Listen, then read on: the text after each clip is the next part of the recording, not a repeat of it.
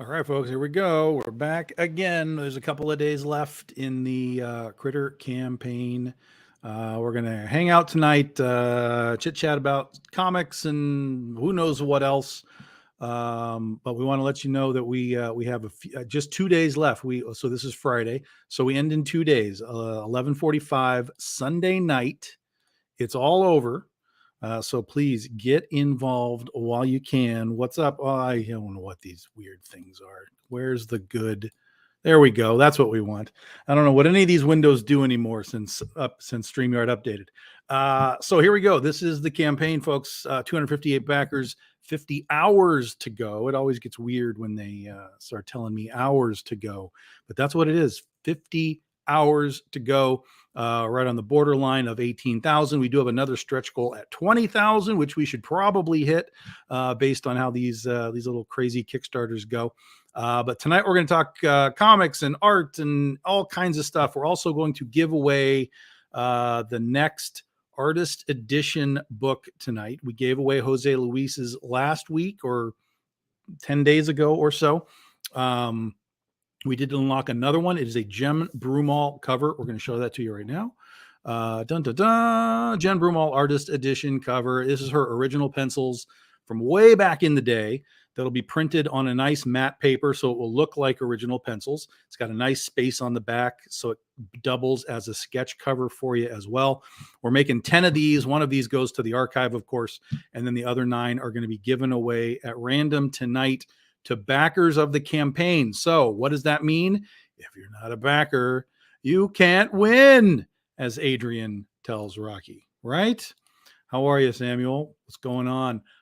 So you have up until we start spinning the wheel tonight to back this campaign and be part of the raffle. There is a chance we'll have another raffle before we're done, depending on how crazy our last 2 days are. But for tonight, it is imperative that if you want a chance to win, you back tonight. You'll have maybe an hour or so before we do the actual spinneroony. And in the meantime, we're going to chit chat. Co-host has returned. I'm back again. Turned up like a bad penny. That's right. Dodging San Diego floods and runaway orcas. Everything drying out down there a little bit. Yeah, we finally actually had some nice weather, and it is drying out. So good. Excellent. No more cars floating down the streets that I'm aware of. Spoiler alert: it's still cold here. Yes, well, yeah. I would imagine. Yes. Cold and slippery. I almost got stuck in my driveway the other day. That had never happened before. Yeah. So your driveway is become a danger zone. It got squishy and just deep enough that I just wasn't finding ground. Traction. But a little bit of the old elbow grease, and we make it happen. Right. Returning for his second ever appearance on a BDI show is the hat. Jason Hehir. I know it's not called a hat. What is it called? It's not a fedora. Your guess is as good as mine. What are those things called? From relatives all the time. I mean, yes, it's a hat, but it's a type. It's not quite a tam, but it's something along those lines. But I don't know the official name. Anybody know what those things are? A friend of mine, Aaron Castor, who's the husband of my editor. He wears one of those things all the time too. But I've never bothered to ask what it's called. I know it has a name. Somebody tell us what the name of that hat is, because it's going to drive me a scally crazy. Cap or a peaky cap or something like that. All night long. Trish, what's happening, Trish? And we have co-star extraordinaire, CB Zane. Hello, all. Doing the Zane thing. What's going on, man? How are you guys? Now, you had an alternative problem over in Buffalo. You didn't have so much flowing water, so much as piles of water. We had a lot of flooding going on today as things are thawing out. Oh, sure. So, yeah. But we had piles of snow. If you follow the NFL and the Buffalo Bills, nobody does, CB. Yes. You saw some of the snow that we've had. So, were you one of the guys digging out the stadium? No winter.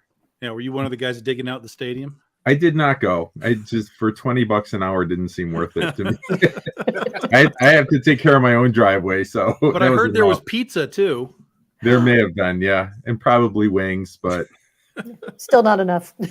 Honestly, I don't know that I could have even gotten there. Roads were you were banned from traveling, so roads were closed. It was legit. The whiteout and stuff. If you've never experienced it, it's real. When that snow starts blowing, you can't see anything. Yeah, and a lot of people don't really understand that was the problem. That's why they had to move. That's why they had to close the game. It wasn't because it was cold so much, as you just couldn't do anything. It was an impossibility. No, it wasn't even like the Fog Bowl for those that are old of us to know the Fog Bowl in Chicago. Where they literally tried to televise a football game in the fog, and you couldn't see 5 feet, from anything. It was crazy. But at least within the Fog Bowl, it wasn't cold and ice and snow and everything. But the whiteout conditions in the roads, you couldn't get to the game. So that would be problematic if you can't even get there. Even if you lived in Buffalo and showed up, the teams were not going to be able to get there. So and the thing is, like, you see ice and snow other places, and like being from Western New York, we kind of scoff when you see a dusting of snow and places are closed, because usually if there's a foot of snow, we're like, it's just a foot. But Yeah, when it starts blowing like that, and essentially that's blizzard conditions. It's you don't drive in it.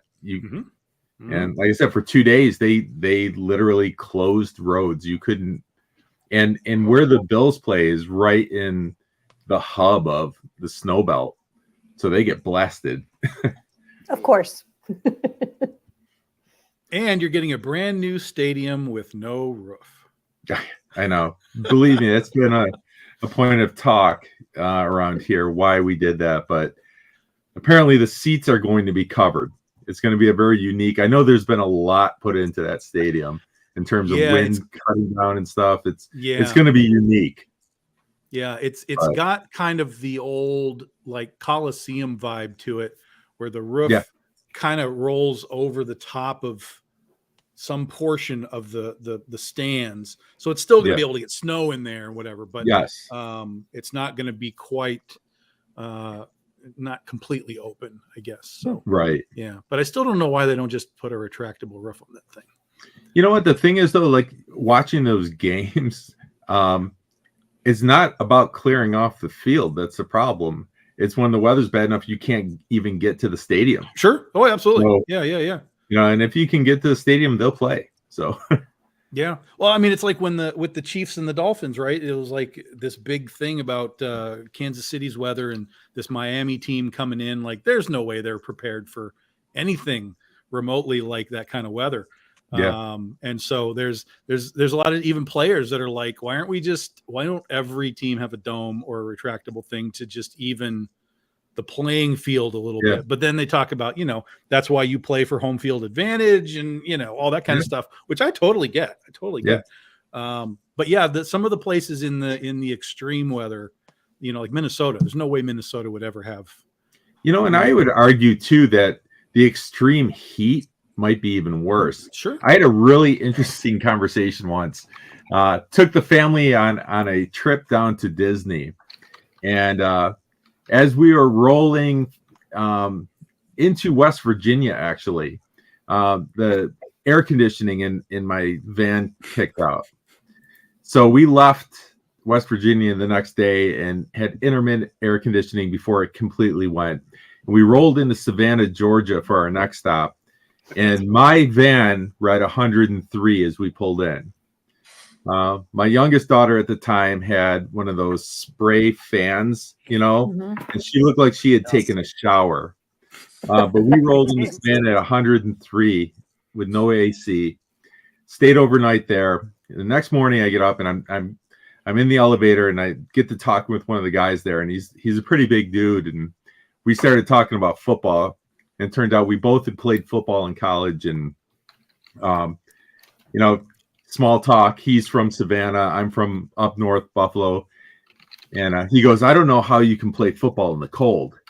And I'm like I'd rather play in the cold. Like, the heat really bothers me. I don't know how you guys can play in the heat. And he's like, I guess you just get used to it.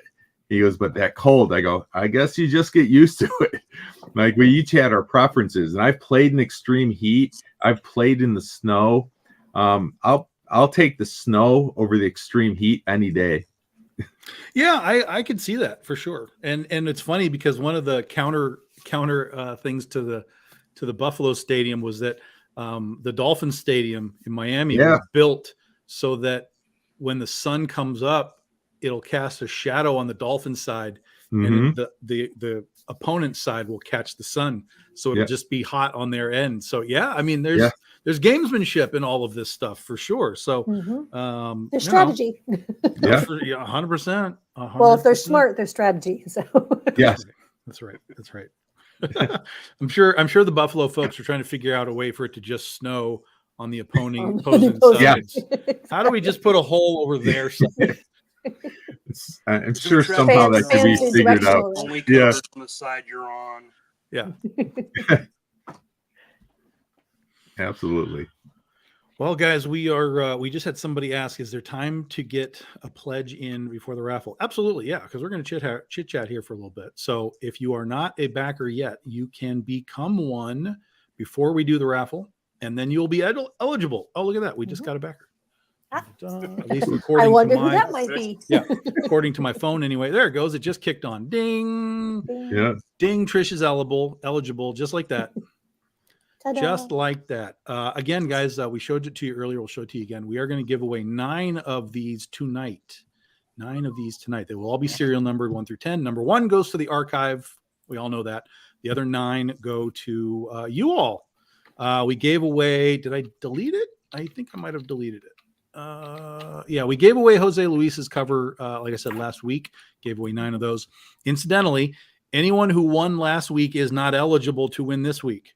So everybody that is a non-winner, your chances increased by, I don't know, 0.9%, whatever it is. Whatever that is. We're not doing math on this show, but Oh, please don't. yes, they look fantastic. Mhm. Is there time to create it? Yes, as many as you want, Freddie. As long No, as so listen, that's as long as you keep pledging, Freddie, you'll be fine. Just keep pledging, Freddie. Freddie is that crafty veteran. Yes, I love you, Freddie, but no. He knows what's going on. Trish back CB's cover on the trade. Well, I guess that's okay. I guess that's fine. We'll take it. Yeah.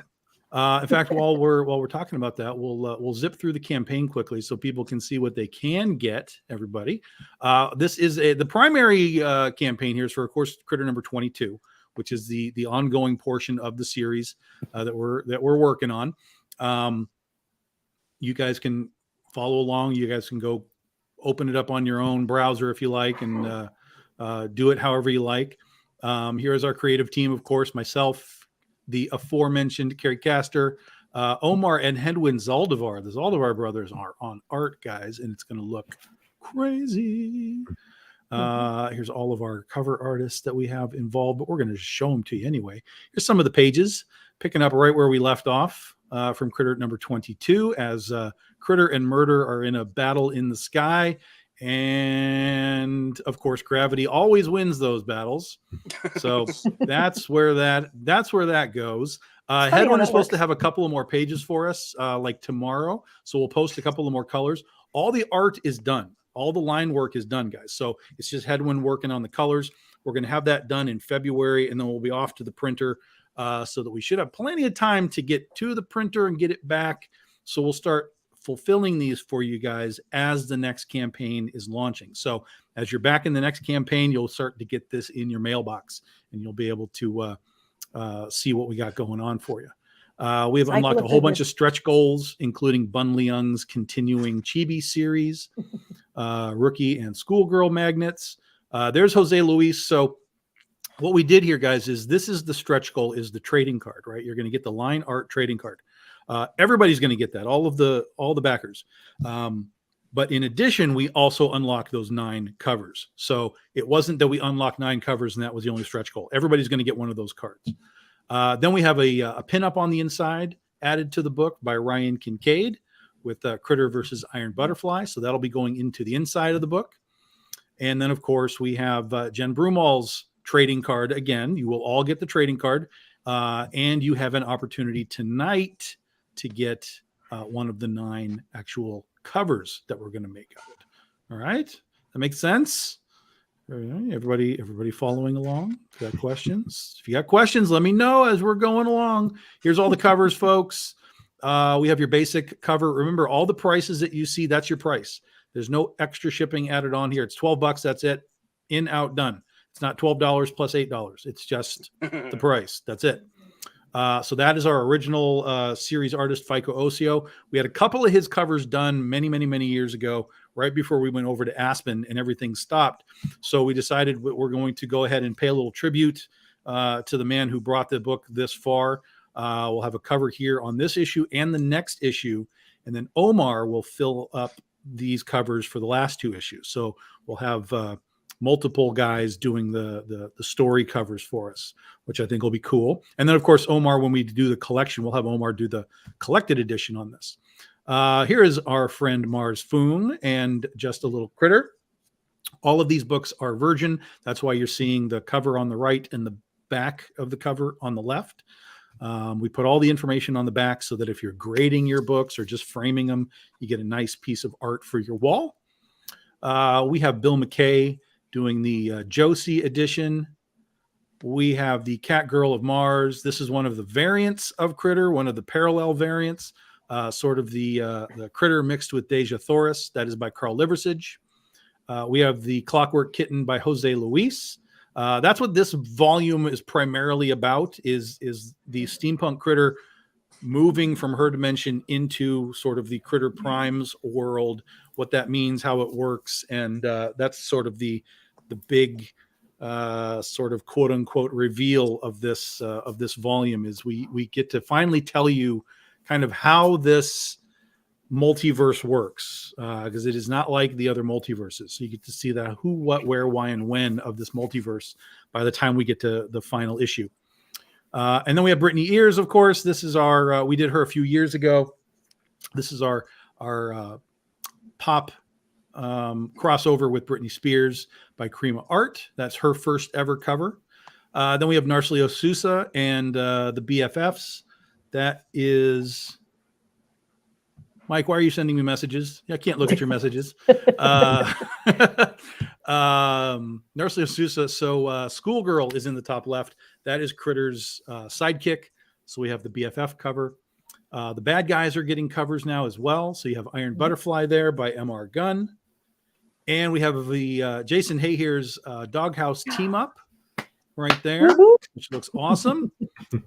Critter and Blue Jay, and of course the first appearance of Medusa on that cover.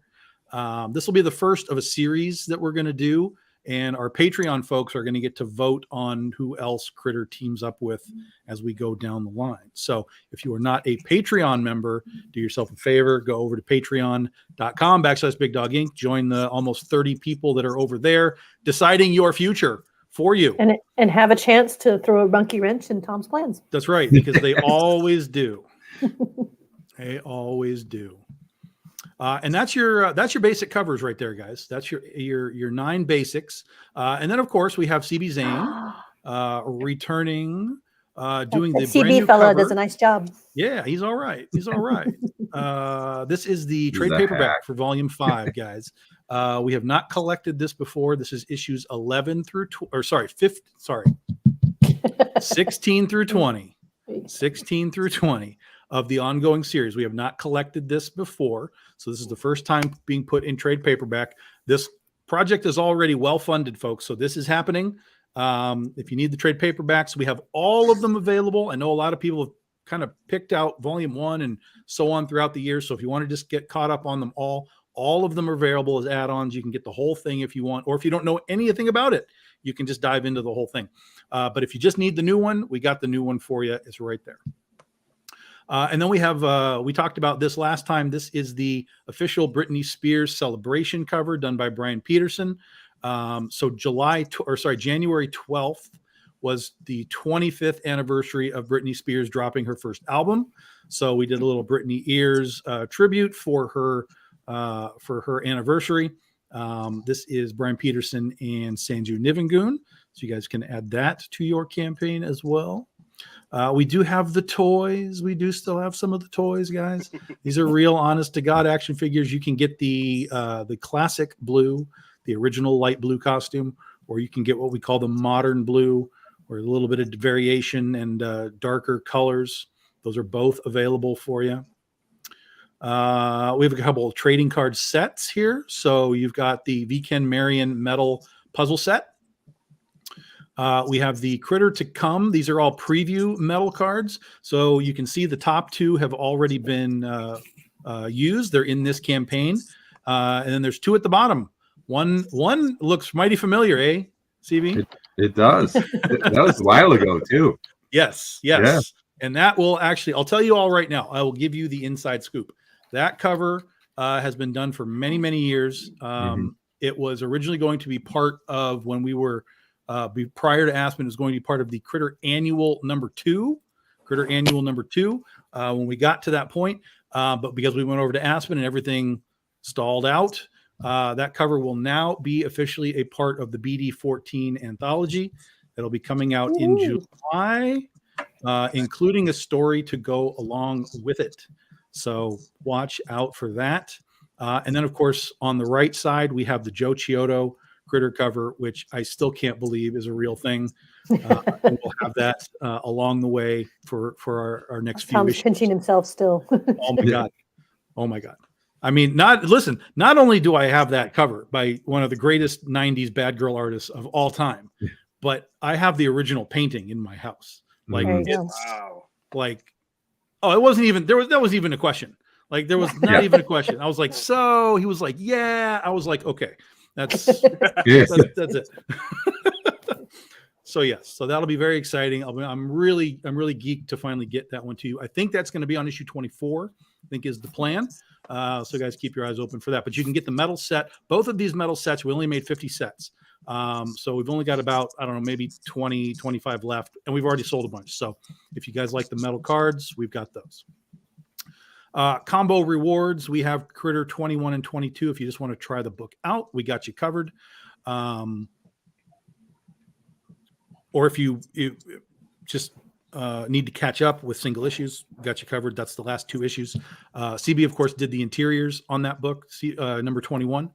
So you can get a little CB Zane in your life as well. Paradox Paradigm, more CB Zane. What? So the Paradox Paradigm, guys, this was an expansion of the Critterverse about 10 years ago. And all of these are long gone. So this is only a digital item for you guys because these books are very hard to find. Cricket, Rookie, Slipstream, Electric Youth, they're all one-shots, but they all kind of tie together with a Paradox theme to them. This is only available digitally. Sorry, but that's just the way it is. Wow. If you want real copies, you can go start hunting eBay, and I will wish you good luck. Here's the complete combo right here. You get all the trade paperbacks, the in-crowd spinoff. What more, CB Zane?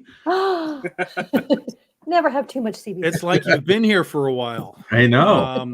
The 2 new issues, you get the Paradox Paradigm in digital. Now, if you want only digital, you can get this complete digital as well. We know this is a pain in the ass to ship to, overseas and so on. So there's a lot of overseas digital buyers. You can get this as a physical digital combo or just a straight up digital reward. However you want to do it is fine. We do have mystery boxes. We're about halfway sold out on these. We make 50 of them. You're going to get 8 variant covers from 8 different BDI series. You're going to get 1 super variant, which is like a foil or a metal or something really, really low print run edition that we have. You're going to get that Keith Garvey exclusive that is only available in the box. Okay. And you get that nice little Critter acrylic standee that is also part of the box. And we've got about half of those left. And then we have the 9 Lives Plus combo. You get all 9 of the covers, plus the Brittany Ears bonus cover, plus the acrylic figure, all at a discounted rate as well. And remember, that includes your shipping. There's no extra shipping on any of this stuff, guys. Even this is just flat. It's just 85. You're done. It's 10 books for 85 bucks. You do the math. It's pretty good. Or don't, because you don't need to. Mathing hard. And all of these covers are available in metal, foil. You can mix and match those however you like. And then if you want to dive into more BDI stuff, we've got Scheherazade, Ursa Minor, Kaiju Epic. What more, CB Zane? Still. What? Got they more, CB Zane? But wait, there's more. Antoinette, Joan of Arc. We have the preview edition of It's Only an Island If You Look at It from the Water, done by what? Jason Hehir. He's right there. And of course, the Sand and Scales Gladiator preview book as well. All of those can be added on to your rewards package. So there it is. That is your campaign, y'all. Dun, dun, dun. That is it. That is how we do things around here. Crazy, but with style. Yeah. And if anyone's got any questions, you are free to ask. Let me know what you need to know. Remember, you need to be a backer before we do our raffle. Otherwise, you can't win. You can't win. And that's CB made that rule, not me. So, that's it. Be a winner. That's right. That's right. Be a winner, back the campaign. You're already a winner if you back the campaign. Absolutely. That's your participation trophy immediately. Just back it and you're officially a winner. Just like that. Yeah. So there it is, guys. There it is. CB, Jesus Christ, you're on everything. You're everywhere. You're omnipotent in the Big Dog Inc. world. I don't know about omnipotent, but it's a fun world to be part of. Exactly. He's ever present. Well, you're everywhere and you smell. You're omnipotent. Yeah, there you go. the Bankstons rock. Yes, absolutely. They're just here for the for the stuff. Yeah, they just want the stuff. Trish is asking Jason, what cons are you doing? Anything that we need to know about? And both of you, cons are starting. Yeah. I have no immediate plans other than a couple of store signings that are coming up. I think. Honestly, I don't even know when my first con is at this point, which is probably a bad thing. That's not a good thing to be starting the year without the cons. Of February? Well, that's the store signing. Yeah, Okay, that's my local store signing. Yeah, but yeah, you guys have any? I tend to kind of hit the con scene towards the end of the year. Like we get into June, July. That's when it kind of really kicks in for me because that's when a lot of the local cons here in the Midwest start. Inviting me out and so on. So there are a few. I did get invited to a new one in Texas. I will be in Texas at a con for the first time in a long time, and that'll be in October. So we'll announce that when it's ready. But you guys have any plans yet? No, nothing here. No. And where are you? I am in Georgia. Georgia. Okay, so you don't even do MegaCon or not MegaCon, Dragon Con. Dragon Con. Nah. Being the stay-at-home dad as well, I'm usually pretty busy when I'm not behind a pencil. Yeah, that makes sense. Mm-hmm. That is your another full-time job. Yeah. Yes, it is. Mm-hmm. Yeah, Mike, this is a no. This is a no. I started looking into Heroes. I don't know if it's going to fit into the schedule or not. I got to follow through with that. We'll see. It's one I've always wanted to do. I don't know if it'll happen this year. I'm hoping I'll be back at Akron with Tom in November. Probably Baltimore again. And I think I'm going to be doing C2E2. I think I'll be doing that with Dren Productions. Actually, they invited me to go and be at their table. And then the other ones, I'm just trying to. I'm like looking to hear from everybody else, like if they can recommend, some of those cons that maybe I don't know about, the smaller ones, and see what I can fit into my schedule. Well, every year I think like there's going to be something, and then life gets in the way, and so we'll see. Well, we should get you down to Monroe Pop Fest, which is just down by Detroit. Oh yeah, not too bad of a drive for you. Nope. Because we're a guest there every year. Okay. And they've got us. They expanded us to a corner spot last year. Yeah. So we're gonna, I would assume, have that space. So that's usually in September. So I'll get you those dates, and if they don't have a problem, with anything, then you're certainly welcome to come sit in. That's a fun little con that invites us out every year. We appreciate Gary and all those guys. They put on a nice little fun show. Yeah. So that's available to you. Nice. Yeah, that's a nice easy drive, Detroit. Especially when you cut through Canada. Pretty easy. So I just gave you the excuse, Mike. Yep. There you go. Just gave you the excuse.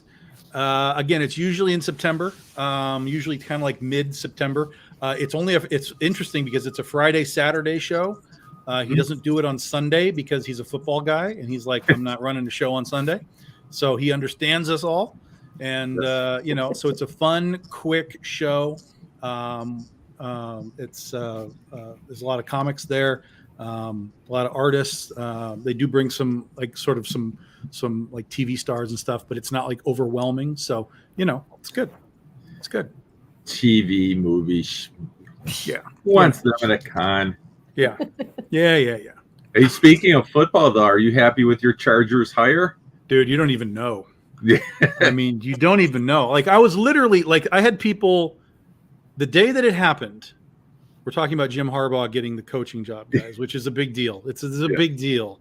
I was endlessly tagged in posts. It's like, Tom. My phone was like, bing, bing, bing, bing, bing, bing, bing. I was like, what was happening? Everyone was plugging me, and then there were a few people that were like, "Oh, dude, this is the worst thing that could happen." And I'm like, "You don't understand the history of the Chargers. At least within the last decade of time, you have no understanding of the suffering that has gone on in a decade." I'm a Bills fan. Don't talk to me about suffering. Yeah, absolutely. Yeah, but at least you got because you suffered through all the Patriots stuff. And 4 consecutive losses in the Super Bowl, and 2 wide rights now. Like, trust me, we'll always remind you about that.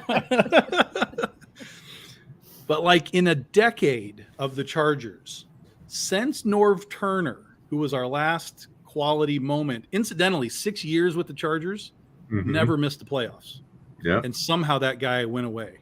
Like, I was trying to think of the last coach. He was coaching when they went to the Super Bowl then? No, that was 2 before him. That was Bobby Ross. 3 before him. That was Bobby Ross. Oh, Bobby Ross was the coach then. With Stan Humphries, right? That's right. Yeah.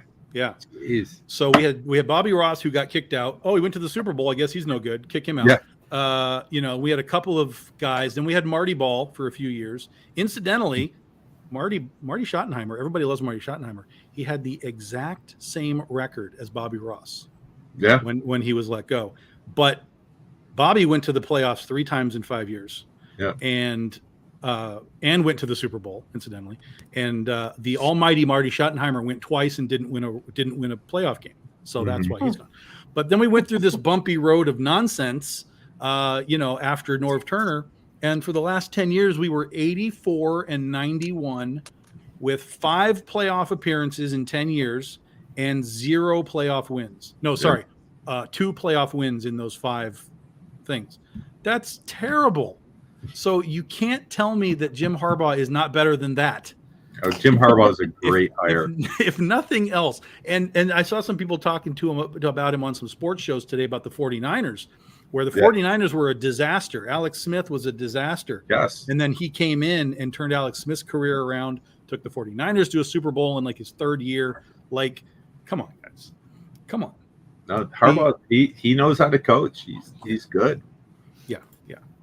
It's I've been all about it. I was posting like little weird Princess Leia memes that said, "Help us, Jim Harbaugh. You're our only hope." So it worked. I'm just going to take credit for that it worked, and it's fine. Power of belief. Yeah, that's right. Manifest it. Finally, I willed something into existence. Oh my God. Not that I haven't willed anything to existence in comics at all, but it's different when it's football. Yeah, it is. It is. Like an entire universe here now. It means something. No. That's right. That's right. To some of you. It does mean something. Listen, it's okay. I'm going to just put it to you this way. It's not a coincidence that Critter wears blue and white. Okay? Just throwing it out there. You guys can do the math. Yeah. There you go with that math again. Yeah, but I don't want to do it. I'm going to let them do it. Cowboys. Welcome to the Sports and Math Hour with Tom Hutchison. But if you wait through it all of it, it'll be worth it at the end. Yeah. What can we teach you? This is paying our dues for getting to the That's right. So CB has been doing this for quite a while with us. I know you've been doing your own stuff. What's your plan? You have Kickstarter plans this year? I do, quite a few actually. So at the printer as we speak is the collected trade paperback of Into the Suck issues 1 through 6. So excited to get that out. In fact, I just got some proofs today to look over. So that's looking good. Hardcover edition, regular editions. I'm really excited about that. Been working, just finished up the art for Black Rabbit 3, so that'll be the next one. Hoping to do that campaign the end of February. Mike Shoemaker is in the process of writing Scorpiona 5. So that'll be happening. I just finished writing Might number 3. So I'll start some artwork on that. Pink space buns. Yeah, pink little space character. buns. Let's see, further into the suck, which will be the next story arc. I have that entire run of 4 issues written. That has been done actually for probably 2 years now. The first issue, I have that finished. That is in the archive, ready to go. I'm hoping this year I will finally get a chance to put out my art book, which powers beyond my control prevented me from doing it last fall. So that'll be happening. And yeah, who knows? There may even be one other thing too, but it's going to be a busy year, but I'm looking forward to it. There's lots of good stuff coming our way. Awesome. Yeah, I hope so. We hope so too. Yeah. And then I don't know, maybe something with Tom again. I know there's always something that pops up, and you know, Things tend to pop. they do. They tend All to the pop. time. Yeah. Rice Krispies. Yeah. Snap, crackle, and pop. Yep. And Jason, what's on your drawing board? Let's see. Our shark project. 2 more covers for Ethereal. Let's see. What else did I just wrap up? That piece I just finished for you, for Critter. That's pretty much it right now. Just waiting on some more pages. Groovy. Excellent. That and a couple of commission covers for a Wonder Woman blank, but yeah. Oh, cool. We like Wonder Woman. Well, yeah, I've got Jason's on the slate for a few things this year. We won't talk about that right now, but everybody knows how that works with me. But I'll be hitting Jason up for some stuff this year too. Oh, no, that'd me be- first. Yeah. Me first. Fight. Yeah. Hey. Jason's like, bring it on. Yeah. Jason's been great. So those that don't know, Jason's been. I'm just doing looking at all the of comments. our- Is WrestleMania is tomorrow? Yeah. No. Well, I don't know if it's a 2-day thing. Oh no, not WrestleMania. Royal Rumble. I think Royal it Rumble is. is tomorrow. Okay. Tomorrow and Sunday. Yeah, because I guess they WrestleMania do is it on 2 usually nights April, now. right? Yeah. Yeah. Yeah. It's WrestleMania or Royal Rumble tomorrow. Yeah. Yeah, that's right. Oh yeah. Yeah. But Jason's been doing all of our camp crossover stuff since we started. So we've already talked about camp crossover stuff this year. There will be a little one of our BDI 365 days happening that we've got for him happening. That's going to be our 3 days in one story. So that'll be it's still only 8 pages like we have been doing, but it's going to be 3-day themes into one story. Mush, ta-da. Yeah. And it's freaking awesome how they all work so perfectly together. So that's going to make it really fun. And then he's got another thing that he's doing. And then I think we have the art that we need for the BD 14 anthology. I think that's lined up, but if something should drop out there, then, we can tap you on the shoulder for that as well. But we'll probably have you at least do the cover, like the crossover cover, the main cover, so that as we do these things, we can maintain those covers. Cool. So we have like a Consistently. consistent, Jason cover with all the team up. Because I think that would be kind of cool. Regardless of what's inside, I think we could create a nice little theme going there. So we'll talk about that in a little bit. But in fact, now I posted this the other day. One of the scripts was already done. The other one is now done too, and neither of them are mine. So that's how slacking. that works. Yeah, I'm just like, well, you guys are like writing pages in like days. I'm like, you're making me look bad here. But yeah, Barry Dutter. For those that know him, he's an old Marvel writer from way back in the days. He and I have known each other on Facebook for forever. So I was like, do you want to do like a short story? And he was like, yeah, that's badass. And so he's done. And Lori Calcaterra, who's been really gracious to have me on her show to promote my stuff a number of times. She does a book called Path of the Pale Rider, which is like a zombie Western thing.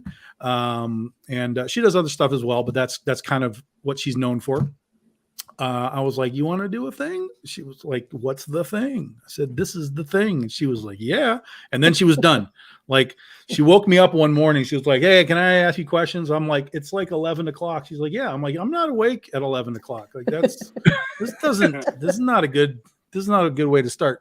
But yeah, I got up and we had a little Facebook chat and we went through just endless questions. She was like, this and that, what's this, and the story and the thing and the place and what, and I'm like, yep. And she knocked it out. So now it's my turn. Now I got to do what I got to do. So I think it's going to be fun for you guys. I think it's going to be an interesting mix of stuff again.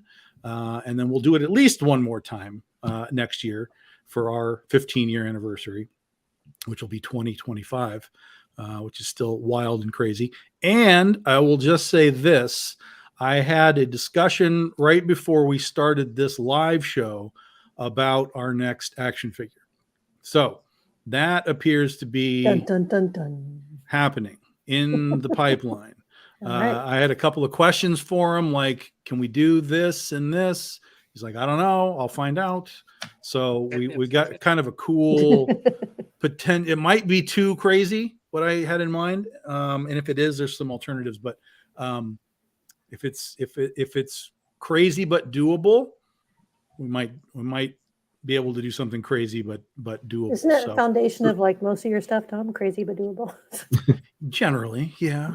I just I don't know think if this people was would really be excited to get the Tom Hutchison action figure. That's what I'm saying. And the whole and question, whether or not you get the headphones with the ears is the extra accessory. yeah. Well, no, my thought shorts. process was, Action can we figure. make actual real cargo pants? Yeah. So that we can put items in the cargo pants. Oh, you're gonna be like a Mego action figure. That's right. Yeah. That's right. Exactly. That's right. And then the hang up for those of you that don't know is whether or not he can license a Jaws shirt to wear as the action figure, or if it has to be the black BDI shirt. Yeah, if we have to do a BDI shirt, I guess that's BDI fine. shirt, a Jaws shirt, or a Godzilla shirt. I mean, Exactly. it's a wardrobe. You get an accessory pack. Yeah, I mean, we could we could do. I'm sure there's got to be a way to do like a snap-on front. You could have like the shirt that's just the mold, but then you could Like just snap on a different shirt. There you go. Onto the front. I'm sure there's got to be a way to do that. Sure. So we'll figure that out for you all. Trust me. And Gadzuki to go with it. Trust me, you'll love it. You'll love it. Yeah, Gadzuki. There you go. I'm like, yeah, because I'm picturing in my head. I remember there was like a line of like girls' toys back in the maybe late 80s, early 90s, with the outfits just were like you just snapped them on front and back. Yep. That I do remember that. Yeah, that's Yeah. I think what snapped into my head. I was like, I think this used to happen. That's oh my god. Boy, this is That's the escalating polarization quickly in the as comment animated section. Bruce Wayne, or Batman. Old. Yeah. We're all old. We're all very old. Holy shit. So We're bad. very old. My god. Yep. I'm out of breath putting my shoes on. So we will have, and because they asked me, they were like, when do you want to have the prototype done? I was like, if we have it by the end of the year, that'll be fine, because then we can launch the campaign like in the spring of next year or something. And they were like, okay. And then that's when I dropped the crazy question. And he was like, I don't know. I don't know if we can do that or not. And then it's very specifically, he came back, he said, if we can, it's going to cost more. And I said, yeah, I know, but I think this would be so amazing that it would have, it would just add amazing value to the action figure. So he was like, I agree, but I don't know if we can do it. So, okay, we'll see. Well, like Freddie may have hit on the Kung Fu grip. Kung Fu grip. Yep. Well, yeah, that's where all these hands on these figures, they all come off. So you get all kinds of different grips that you want. Yeah. You can have the karate grip, the Kung Fu grip, the eat a Pop-Tart grip. There's I need bionic eye vision. Yes. I was thinking that before. Or the base where you press the button and the figure just kind of flops like. Oh wow, yeah. Oh, yeah. Do you see how old we are? We're talking about stupid collapsible. Holy shit. Jason, no, they won't take as long. When we did the first one, we were coming out of COVID. And so everything was a disaster with the factories having to close down and supply chain issues and so on. But if you've been watching what they've been doing, they've been executive replicas. They've been continuing to do figures, and they've gotten faster and faster. So like the Billy Tucci Shees are already out. I almost blew it. Somebody else has a figure that I can't talk about. Those are almost out. So even I was like, what's like the real timeline? And he was like, if everything's really tight, you're looking at like 6 to 9 months of real actual, if we had done it back then and we didn't have COVID and everything, 6 to 9 months, would be it. So no, it would be considerably faster as long as everything works out the way that it does. But I mean, even if we understand it takes a year, then we understand that it takes a year. You know what I mean? So yeah. But within a year is basically what he said. It shouldn't be any problem. But it takes a while to make the mold or to do the sculpt, because they sculpt the whole thing in like 3D so that you can move it around and you can adjust details and like, where do you want this and that? And then once it's done, they 3D print it so that they have an actual working thing, and they can try out all of the articulation and, make sure all the elbows are in the right place and everything. And then once the figure is done that way, then they go in with the first round of painting to make sure all the paint is good. You're like this way. And then once all that's done, then it's off to the races. And that takes about 6 months. So that's why I told him, if we can have that done by the end of the year, that'll allow us to show the figure and have it ready to go like in the spring. Because next March would be like the official 15-year anniversary for Penny for Your Soul and Critter and us at Big Dog Inc. So if we could aim for like a March, sort of hit to kind of celebrate the official company anniversary, that would be cool. If we have to push it, we can push it. But that's what I told him was our goal. So that's in your pipeline, guys. It's happening. And I maybe I zoned out. What was the action figure going to be again, Tom? Yeah, exactly. Good try, CB. Good try. You got it exactly right. Yep. Youth. Exactly right. So you got to say it right as the sound, and you can't exactly. Oh, we're having problems. No, right? We're having internet problems. Exactly. Up. You're breaking up, CB. You heard it. Bruce. Yep. Yep. Son of a... Yep. That's exactly right. Exactly right. Maybe one day we'll do a 2-pack down the line. We'll do a 2-pack with the shark and a girl for him to eat or something. That's got to be a sellable product. Like either that or next show, Tom's going to show up with an air horn every time somebody starts. Tom, have you seen the? I'm forgetting the kid's name from Jaws who's on the raft. Have you seen that action figure? Yeah. Oh yes, yeah. Where it's just the raft, the action figure with the bite out of it. Yeah. Yes. Oh, that's just yeah. Wow. Yeah. It's not real. No, I would hope not. It's not real. It's what's almost funnier is that there are some Jaws toys out right now that are basically like Mego toys, because they're in different outfits. It's like Hooper in his scuba gear. Yeah. You know, it's like they're Ken dolls. It's crazy.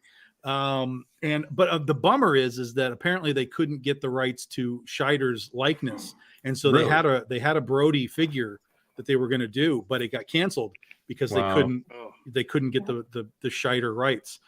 So there's only a Quint and a couple of Hoopers. There's Hooper in his denim get-up, right? And then he's in his scuba gear. Mommy, I want dress up Hooper. Yeah, that's right. I want Scuba Hooper. Yeah. Scuba Hooper. Yeah. Say that 5 times fast. Oh no! Womp, womp, Swim away! Swim away. Yes. Yeah. Oh. With real spear gun action. Yeah. Now, granted, I make fun of that now, but if that had been around when I was a kid, Oh, of course. Oh I yeah. would have freaking owned it. Of course. Right. Like the only Jaws. I mean, The I know they art made guys. Jaws knick-knack things, but there weren't toys or anything. The closest thing we had to a Jaws toy was the old game, where it was the shark, and he was sitting up with his mouth open, and the mouth was filled with stuff from the bottom of the ocean, like old wheels and binoculars and whatever. And it was sort of like Operation. You had to kind of take a hook and pull a piece out, but if you pulled it out and his jaws closed, then you were the loser. So that was the only Jaws toy that ever existed back in the day. And I actually found one of those. And in all reality, there really shouldn't be toys for like horror movies. No, Right? not at Like, all. The fact No, that not the at all. original Alien movie had a big chap action figure. Right? Yeah, it did. It did. Yeah. Oh, nostalgia. I never understood that figure either. I was like, what? I remember that being brought to this dude had the toys, man. He came in, he had the big size Cylon. I was like, damn you. Yeah. And then he came in and he had the alien, but I was like, I don't know what that is, dude. Like, what are you even talking about with this thing? And then I found out much later. What's funny is I saw Alien when I was a kid-ish. Like that was one of our early videotapes when videotape was happening, right? So our babysitter brought Alien for us to watch. I was like, I don't know, maybe I was 10, maybe something like that. And so we watched Alien. I was totally lost. I had no idea what was going on because that's not a kid's movie. You don't understand what's happening. And so, but what was funny is when we finished it, and she was all like, "Okay, we'll watch the other movie, but I have to rewind this one first." I was like, "Rewind it? Is that going to take 2 hours to rewind it too?" Because I didn't know how technology worked either. So she was like, "No, you're fine. You're fine. No, we got a pencil."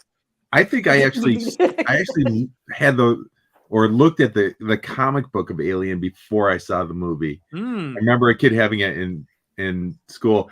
Trish, I saw that comment, and it's funny you wrote that because as I was saying that, I'm looking over at my collection, which is off screen, and I got all the McFarlane horror figures because I'm a huge horror fan.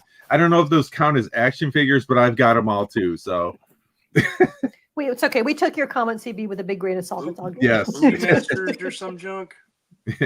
What was that? What was it, like Movie Masters or some? Yeah. Movie Maniacs. Yep. Movie Maniacs. That's it. Yep. Yeah, I got them all sitting over there just off camera. Yeah, and if you buy a Critter figure, you can have your Critter figure fight Michael Myers. There you go. It could. There you go. Perfect scale. Yeah, Yeah. 100%. I know. I do have to get a Critter figure. Yes, you do. I know. I haven't gotten one yet. Ooh, look at that. Nice. They are toys. Okay. Alien was always an interesting one for me because I never really got it. And I remember when my friends were into aliens. Yeah.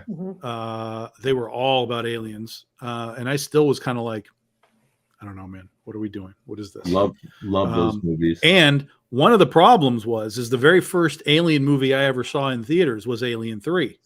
Ooh. Ooh. That didn't help anything. No. And then I saw Alien Resurrection, the fourth one. Yeah. And that one I liked. Joss Whedon one. Yeah. Yes. And I was like, and no one else liked it, but I liked it. I was like, I don't understand. I thought it was hysterical. I like this movie. Why don't you guys like this movie? I never understood it. And so I've been, and then of course, I was never, same thing. I was kind of never into the Predator movies. Like they were fine, but I wasn't into them. But my friends were all into them. But then they did Alien versus Predator, the first one, and I was like, "Yo, this is great!" And everybody's like, "Yo, this is terrible." Like, what are you? And I'm like, "I don't understand this. I don't understand anything now. I don't understand." I still don't understand why the AVP movies get so much. Now the second one is terrible. Yeah, Requiem is a legitimately terrible movie. That's awful.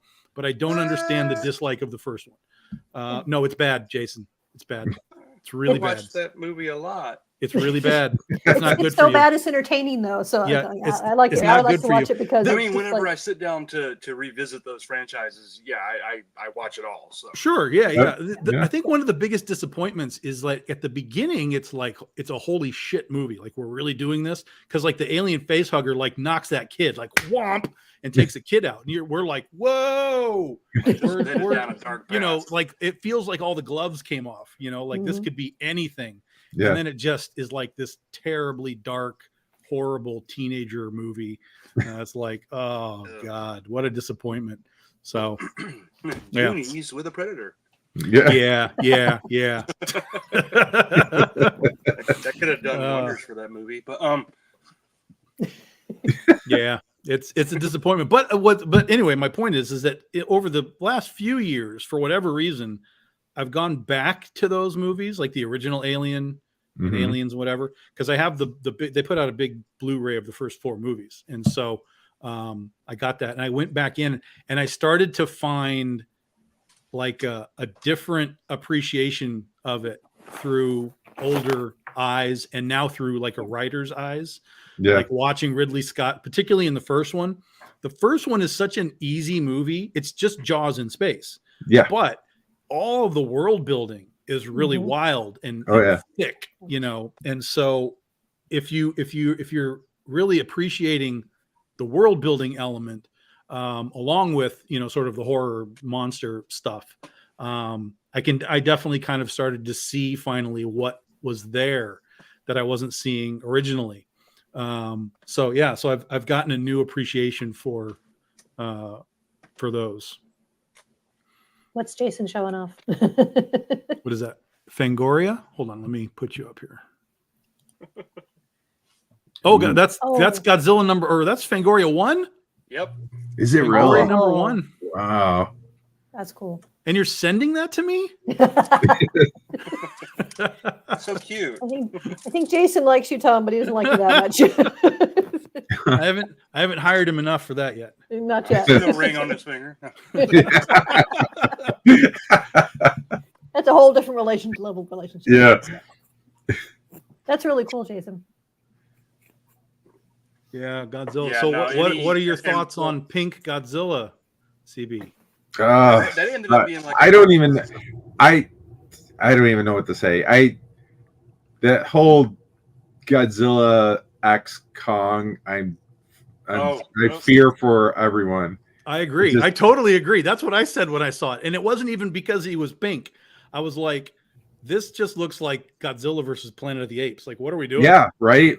That orange, whatever monstrosity monkey. Yeah. I tell you, I honestly wasn't a big fan of Godzilla versus Kong. It just didn't work for me. But I had problems with it.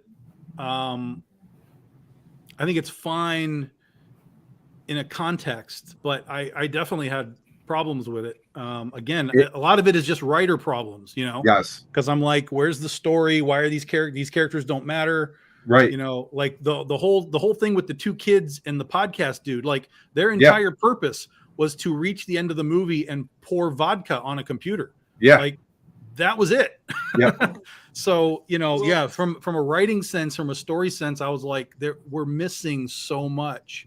But we did get a crap ton of monster stuff. Yes. And the monster stuff was so much fun for me that like, it was kind of like Godzilla of 2014. Like, I don't care about any of these characters, but the monster stuff wasn't quite as powerful enough for me to be like, but I can overlook it because all of this is whatever. Yeah, exactly. Yeah. I mean, to try to set up something like with the legendary Godzilla stuff, that first one left me wanting.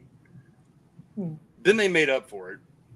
But then the Godzilla X Kong stuff, that's just fan service bubblegum. Oh yeah. But see, anything more than I a don't pop. even have, because I come from Showa and I come from Godzilla sliding across a desert on his tail. So I'm okay with some fan service stuff, right? I'm okay with that. Like there were people like, Godzilla doesn't run. I'm like, let me school you. Au contraire, let me show you. Let me show you when Godzilla flew across. Let me explain to you what's going on. But I do understand also that it's a little weird in the context that the Godzilla that we've kind of grown with through the last 10 years, and Kong too, it's been a little more science oriented, calling them titans and they fight each other in the balance of nature and all this. And then Godzilla has a iron fist or Kong has an iron fist and Godzilla's pink and they're running around. Like, I understand there's a weird shift that just happened. So I get it. I completely get it. It does look weird. But I think if they embrace the weird and they just say, fuck it, we're just going to make a weird movie and let's just go with this, you might end up with something that's fun to watch. I think its saving grace is the fact that Godzilla doesn't look bad. I mean, it's Bearzilla, but at least it's not Tuna Head. Oh, for sure. Oh, yeah, for sure. Yeah. But it's going down that same avenue. Like, we're going to embrace the camp. Yeah, that's what I get a sense of. But I just don't like the fact that it's just a bunch of monkey dudes. Yeah. Now, doesn't feel like a threat. Do we want a spoiler alert? Because you want to talk about? There's more, but I don't want to say more if we don't want to know more. I'm good with the spoiler. Spoiler alert. Spoiler alert.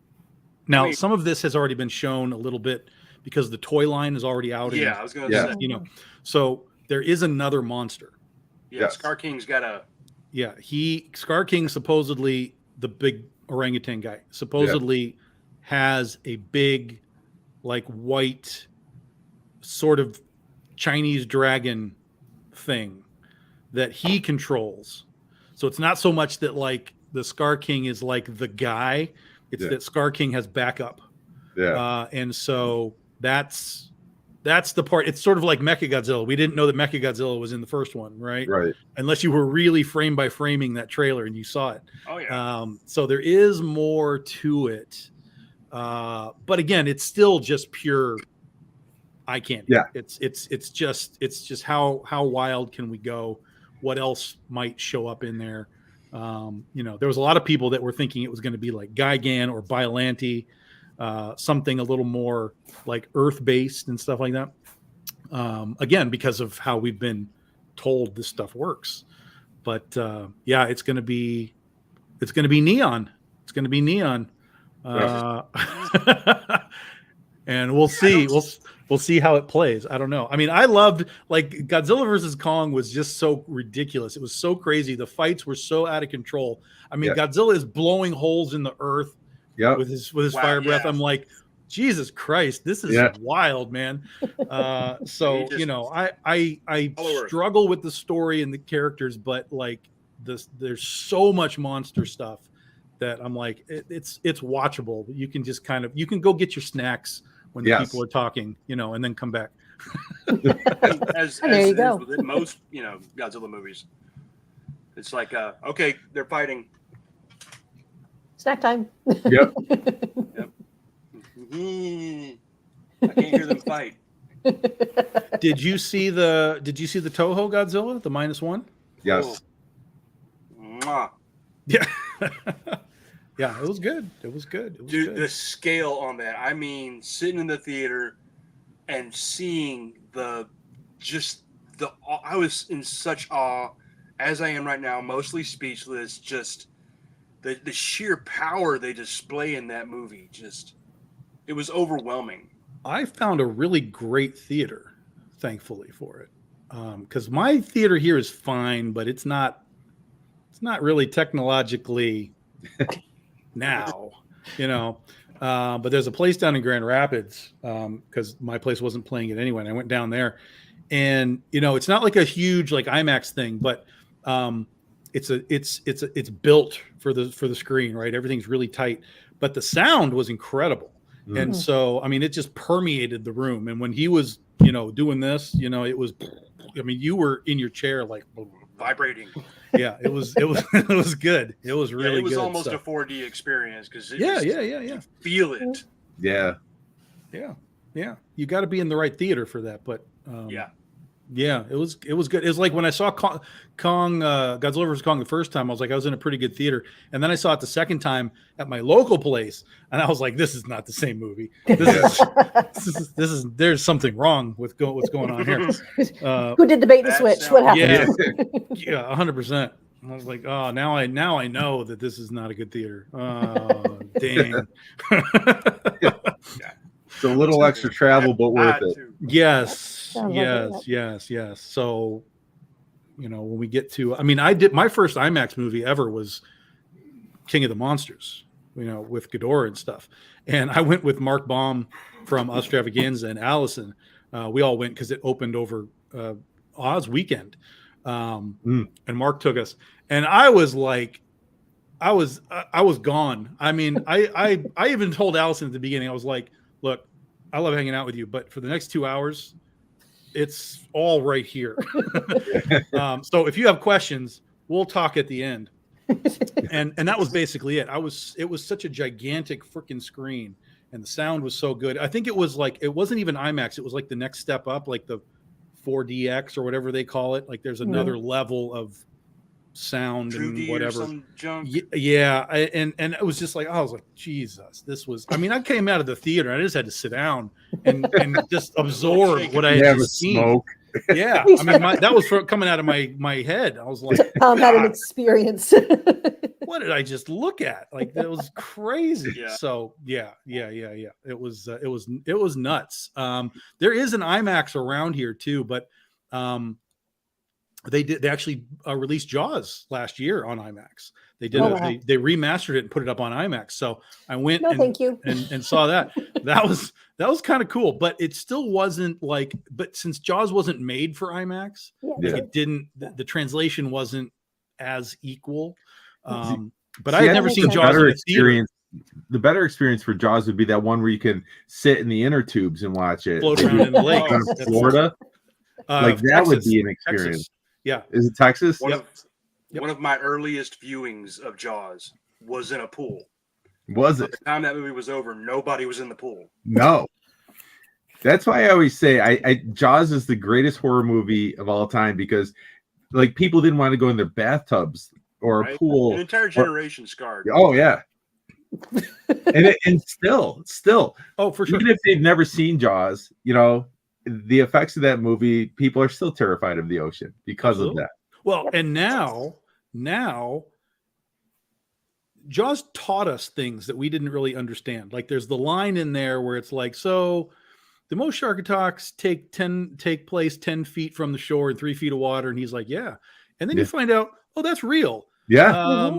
That's very real. And then now with all of our social media and our cameras being everywhere, I have seen more real, honest to God shark attacks in the last couple of years than I have seen in my whole life. Like people eating shit live on camera. And I'm like, that's a whole different thing, Tom. It changes the game in an instant. There's this one where I think it was this Russian guy, and it was a tiger shark. Yes. And the guy, you could literally, when the shark hit him, you could see blood go in the water. Like you think it's a horror movie, right? But no, that's holy I crap. am happy I missed that. I'm okay not having that in my head. Thank you. It's insane. It's insane. So so the ocean is a no-go for me. I was gonna say, Shawnee, you don't have much to work. It's not like you're right by the ocean anyway. Well, yeah, but I'm not in the water. I like being near the water and seeing the water, but on the water, nope. Yeah, but with the flooding that you have now, just check your pool. Yeah. My husband and I both say there is shit in there that will eat you if it has a chance. So, no. Oh yeah. My boss surfs, and I'm like, that's called a Trisket. More power to you. Go for it. Oh my God. And now, of course, you've got like, the whales and stuff are attacking boats. You know, it's just, you know, The whole ocean life is pissed at us. the ocean is done with us, man. I know. really Do you is. blame them? Nope. It's like, so yeah, It's so I'm crazy. not going to tempt fate by putting myself in that environment. It's like, yeah, I know you're Yeah. not happy with this, so I'll just stay over here on the land. Yeah, my There's enough crap dad, here I have to deal with. my dad was always a boat guy, and so he always had a boat, and they would like water ski and stuff. And when they did it at the lake, it's kind of like, okay, it's the lake. There's nothing in there, right? Yeah. Maybe there's something. I don't know. But Like when placid. they would ski out on sort of open water in like these rivers that would attach to the ocean, Mhm. you know, it's real salt water. It's just anything could swim through there. Bullshit. And yeah, for sure. And he was like, "Oh, you're gonna ski, or you know, you're gonna go tubing or whatever." And I'm like, "No, I'm not. That's called bait. I'm not. I will drive the boat. If you want to ski, I will drive the boat. But I am not being dragged by a rope, you know, looking like Kevin Costner from Waterworld. You know, that's not happening." And so, and I finally did get over that one time. And I got up this, so they had these big tubing things where they're like put multiple people on it, right? So I was like, all right, fine. So somehow I did it. I don't know how I did it, but I got in there and I did it, and I had a good time until I realized that as we were being pulled, right? You're sitting in this thing, right? Like this. But as we're being pulled from this end was dipping this way. So my head was back here, you know, essentially in the water. And if something had decided to swim up behind us. Did you have your ponytail at the time? Oh, I did. Yeah. Yeah. Yeah. It's Never dangerous. know. That's the lure, right? That's right. That's right. I tell you, the movie they really do need to remake, especially with our knowledge, is Orca. Mm-hmm. Oh, That would be a that would be- fantastic remake. Yeah. Because with Be crazy. everything we know about the hunting strategies that killer whales use, like you could do some sick I sick don't stuff. necessarily know that I could stomach the beginning of the reasons why. Correct. Yeah, Yes. that would be a rough one. Yep. Yeah, and as old as that movie is, when you watch it again, it really is very, like you just said, like It's still relevant. It is. They knew what they were doing. Like there Yep. was some element of research done with it. Yeah. Because particularly with the end where they were using the icebergs to get the guy, you know, all that kind of Correct. stuff. So, but yeah, now that we could do more with it, and now that they are actually attacking boats, Yeah. There you go. it's like, oh shit, this is It's like a straight real, to this is like a fiction. documentary now. Yeah. Exactly. Yeah, a lot of They just actual- go out there with cameras now and then they make a movie. There you go. SeaWorld workers, I mean, there's no stopping them. I know. Yeah. Mm. Yeah. And Well, on that enlightening note, Yes. and it turns out they're just dicks anyway. They go out and Yeah. just slap seals around just for Yeah. the hell of it, and Yep. you know, it's like, oh my god, we're all we see when we see an orca is we think we always, oh, Shamu is there, but no, that thing's Free Willy. does terrible things. Yeah, They, Free they Willy, really yeah. are. They are the bullies of the sea. They really are. It's like, Oh my like god, we're bad. We know it. Fuck it. excited Yeah, by all the new that's- water creatures that are being released from the Arctic Circle. Yeah. Yeah, good. as long as they can stay up by the Arctic Circle, I'm fine. It's when they start traveling, migrating south, then Yeah. I'll have a problem. It's like, Yeah. Again, travel I will up be further. here- I be see here on a the formulation land. for a story somewhere in the Great Lakes. Yeah. There you go. mhm. Like one got up, you're all screwed. Yep. Now we know what happened to Mueller.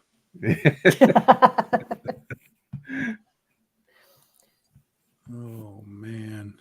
So I don't have the benefit of having like my own soundtrack where something goes dun and let me know that I'm like, Yeah. Right. damn it. It's like There That's needs what to I be some need. kind of a proximity.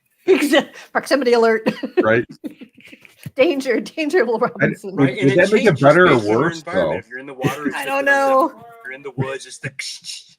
Yeah. So this is the shark book that we're doing here, guys. For those that haven't seen it yet, this is actually the second printing. First printings are pretty much sold out, so we went back and did another printing. Jason Hehir on the cover and the interiors as well. Yeah. But for those that don't know, this is basically the idea behind this is I've always had a thought in my head of what Jaws 5 would be, could be, and Universal does not care about what I have to say. So I had to get this story out of my head because it can't sit in there anymore. And so we did a little preview issue here to kind of give you the taste of what this story is, who these characters are. It is very much a continuation of continuity from Jaws 1 through 4, with all of the appropriate modifications. Amity Island is, of course, Harmony Island, et cetera, et cetera. The orca is not the orca. It's called the Blackfin. You can see right there, that's the Blackfin Memorial Site with one of the little barrels as a memorial. But basically the gist of it is that, how does a vacation spot withstand the horrors of at least 3 big shark attacks over the course of 20 or 30 years? People just stopped coming, so they had to figure out, well, how do we get people to come back and pay attention to us? And it's in the now, so it's a now story. It's not the 90s, it's not the 2000s. It is right now, with social media and all that kind of stuff. And so the idea here is that Harmony Island has decided to embrace the heroes of these shark events, Chief Rhodey and his family and so on.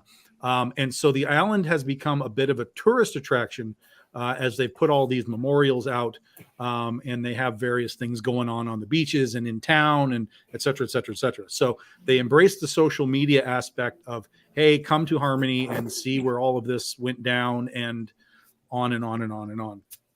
And so that's sort of the underlying gist of it. And then, of course, the Rhodeys are part of the local folklore.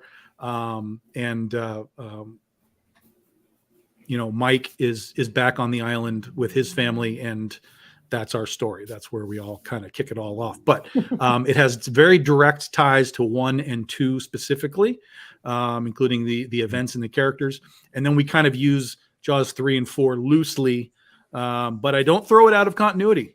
No, I do not throw it out of continuity. I have found ways to use all of it, and I think that'll be part of the fun as we get into it. The more you know about Jaws, the more I think you're going to get out of it. But like Shawnee has said, as she's read the original book, the preview, she doesn't really know much about Jaws at all, and it still worked just from a storytelling standpoint. I enjoyed it a lot. I enjoyed it. I enjoyed the art. I enjoyed the story. I'm looking forward to reading more and for the rest of it. And and sharks are not my thing. And I know, Tom, you laid out your story and your plans for it. So I know what the story was, and it's a good one, man. It should have been a Jaws movie. Right? Well, really, maybe when it's done, some way it will find its way into the hands of Universal's executives to say, hey, we have to give this guy a cease and desist. Yeah. And then after that, they'll say, hey, here's some money. We just want it for the script. Go away. Right. We would like the property. Right. Yeah. Because I mean, like I feel the way this builds off of the original stories that were laid out in 1 and 2, and what we've already had with 3 and 4. It feels like what 4 could have been. So yeah, taking it and then keeping that lore and moving forward and still having that intensity between the families and the sharks kind of thing. It's like the Hatfields and McCoys of the ocean. Yes. Well, and the hardest part was figuring out the ending, because you know, as a writer, you can always create problems and, how do we solve them and get through it and get to but I had to figure out, like, how does this end? And that's what took me the longest. And I finally found a way to end it all, as they say. And I think it's good. I think it's dramatic. I think it's cool. So, we'll see how it plays. We'll see how people accept it. But, so far the response to this 8-page thing has been fantastic. So,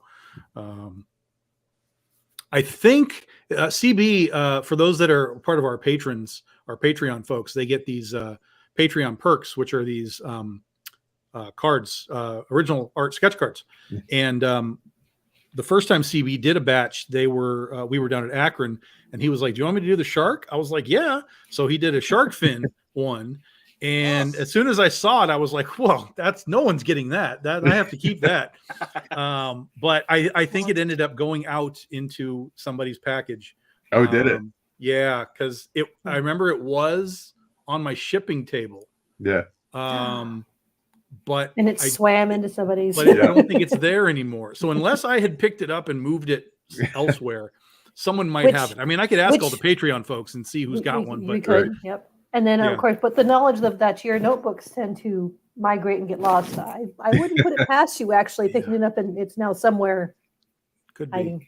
Could be. Yeah, we'll see. We'll see. But yeah, that was fun. That was fun to do. Yeah.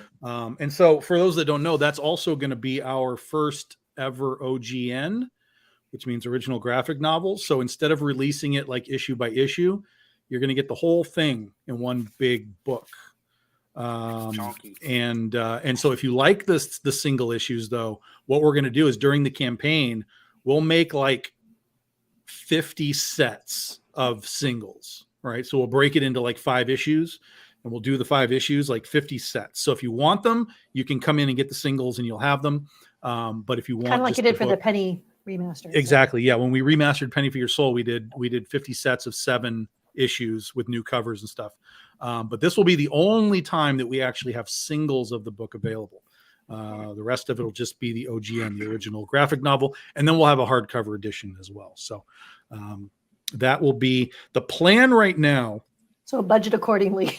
Yes. So budget accordingly, because in June, that's the 50th anniversary of Jaws. It released in June, right? So, but then the story itself takes place over 4th of July weekend. So I was like, do I want to go with the Jaws anniversary? Do I want to do the 4th of July? But what I think we're going to do is run it. We're going to launch it in June with the Jaws 50th. And then we're going to let it run through July so we can kind of have a little finale, around the 4th of July period, and we can kind of grab both. Yeah. That's the right answer. Double dipping. That's right. Yeah. Which means you said something a about 3-week campaign, like a Shark Con in Florida as well. Yeah. That'll be for 2026 because we won't have the book out by that time. Yeah, but in 2026, Discovery Channel actually runs Shark Fest in Florida, and so we're going to be. So next year, I'll be looking to talk to them about, hey, how do I get a table and bring our shark book down there? Yeah. So yeah, for sure, 100%. That would be like a hop, skip, and a jump for me. Oh, that's right. Oh yeah, 100%. That Dude, cool. Yeah, that's great. You are 100% welcome for sure. We'll definitely make that happen once we get the yes. We'll make sure that goes. But yeah, we'll make a big shark banner. We'll do, because I'm not going to bring anything else. It's just going to be, come get your shark book, boys and girls. See if we can't sell. That would be even better though, because you have the writer and then you have the artist for the whole thing. And that's right. Perfect. That's right. Yeah, I didn't even occur to me to ask you. For some reason, I thought you were in like New Jersey. And I don't know why that is, but knowing that you're down in Georgia, that's great. That's fantastic. So I'll just drive through and pick you up. We'll make that easy. Whoosh. Trip. Exactly. So Jason, that means you have until what, June to finish those next 85 pages? No problem. Easy. Yeah. Easy. But, you want to give stuff your all. But I mean, I think having it, like you said, as it develops, as it grows, because then that gives you the opportunity to start seeing how things could be fine tuned or tied together, and really, give you a full body story versus just like, I did this big draft, here you go, start cranking out pages, and then like you get 20, 30 pages in, you're going, maybe we should change this. Yeah, I'm basically giving it to him like 4 or 5 pages at a time, like each kind of scene, so that we can kind of hyper focus on a scene and get it really good.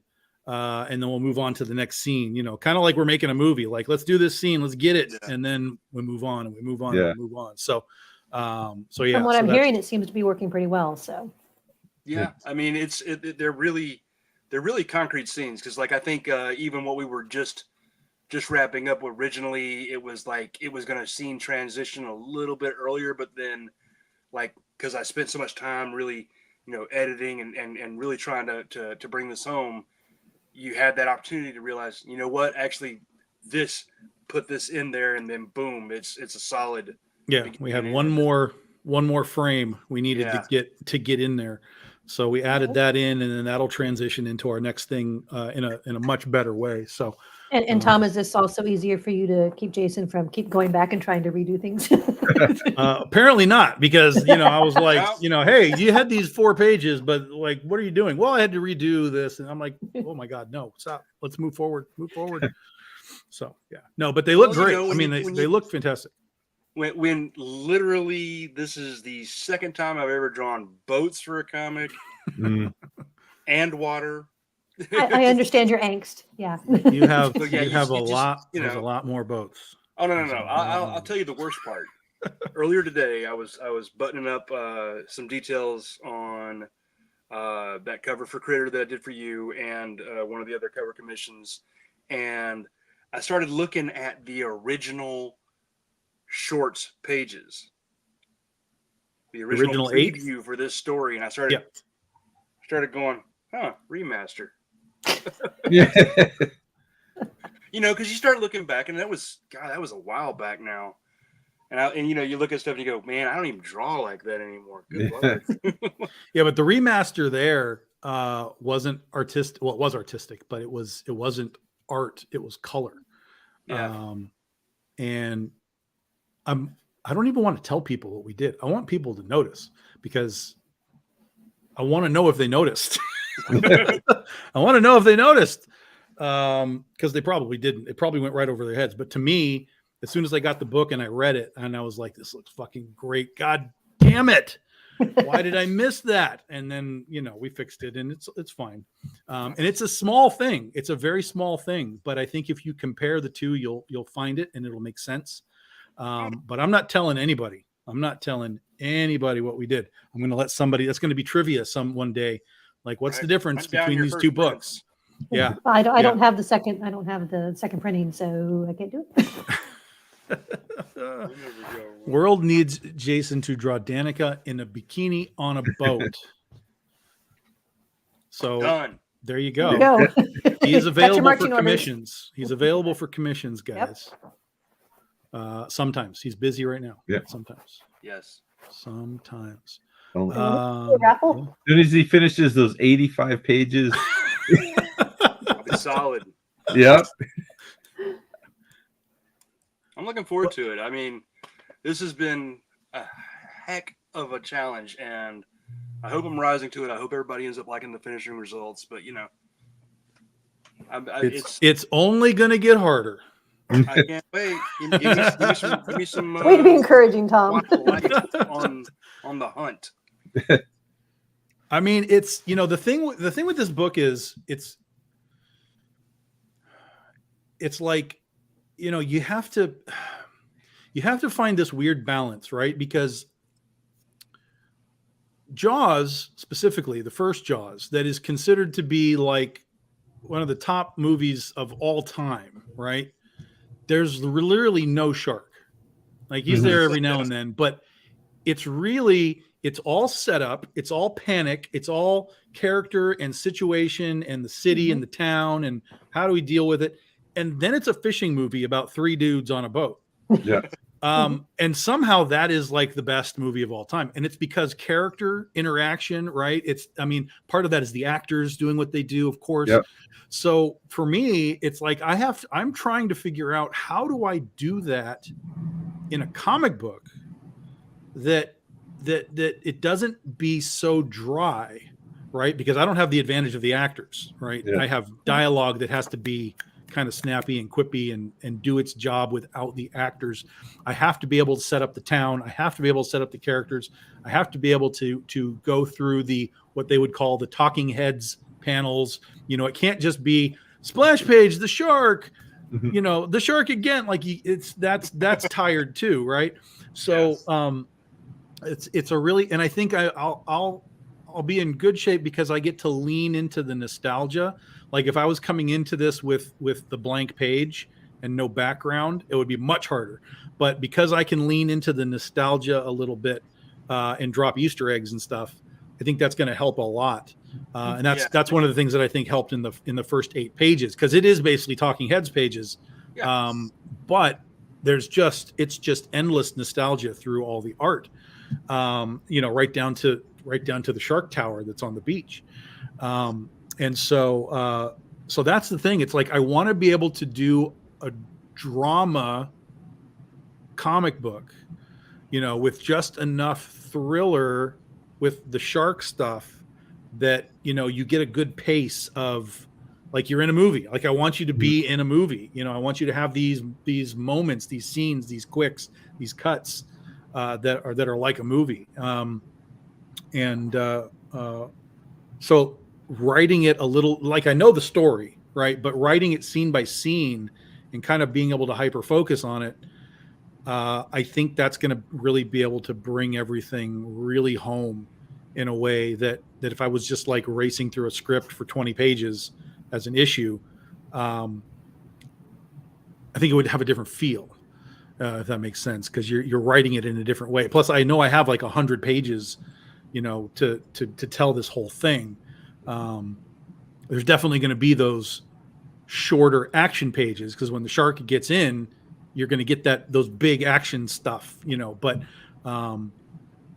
that needs to be like your icing on the cake. Yeah. Like, you need to be engaged and invested in, like, is this guy going to die? Like, is this the guy that gets eaten, or is the girl, is she going to be the one that gets eaten? Like, who is it? What's happening? Blue Sea, Sam Jackson, you're not expecting it. Doing the thing, and then wonk. Yeah, 100%. 100%.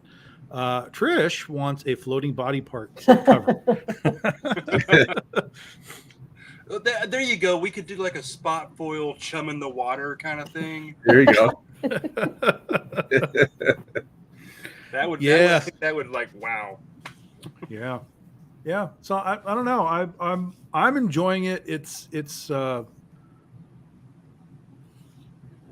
don't know. I hope everybody enjoys it. I think it's gonna be really different from what I do. Again, something else. It's gonna be very different from what I do. So that was sort of the appeal to me. Tom to finally finds something he likes. He says, "Oh, this is cool. This works." And then, okay, now what's your next, Tom? Let's do something completely different. Yeah, let's do something else. I don't want to do that anymore. Let's do something else. Oh, my next trick. Yeah, basically, yeah. Pull a rabbit out of my hat. I'm gonna like escalate myself to a point that it's like, there's nothing else. I'm done. I've done everything. Nothing else I can do anymore. And then you'll have a crazy dream and you'll be back. So yeah, well, that's what happened. That's what happened at Taco Bell or Del Taco. I was sitting at Taco Bell, and I don't know where it came from, but for whatever reason, volcanoes got into my head, and I started to go down the rabbit hole of volcanoes and the history of volcanoes and so. Oh, you know what? I think it's because like Sweden is like volcano land right now. I think that's where it got in my head, and I started thinking about volcanoes, and all of a sudden this story came into my brain like, yo, that's crazy.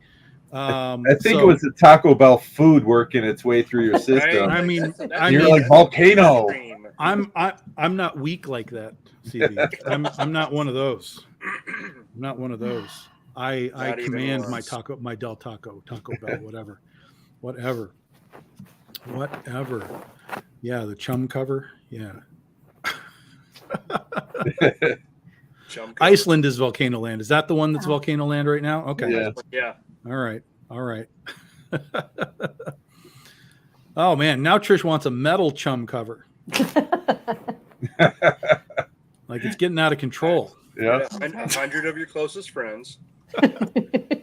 Let's make this a reality. It's getting out of control.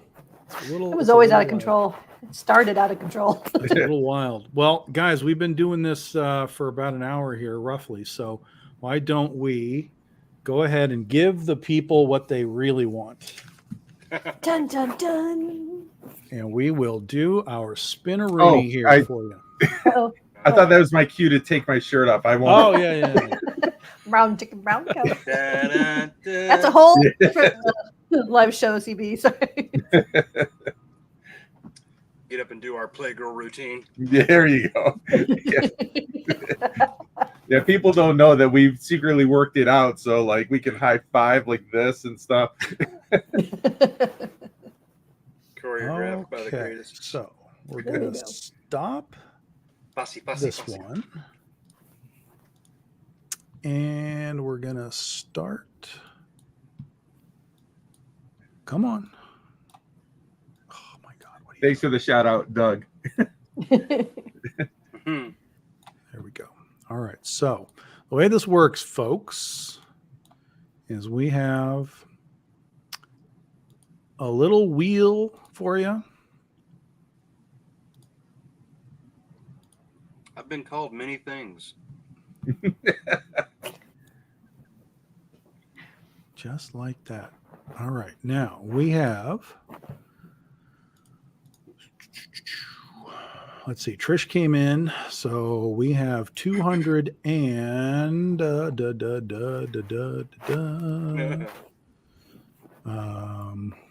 Backer report.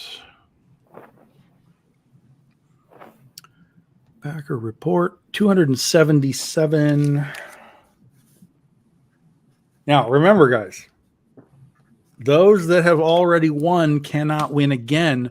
Also, if we land on a digital backer, which we did last time, digital backers, this is a physical reward. So this is for physical backers, physical backers.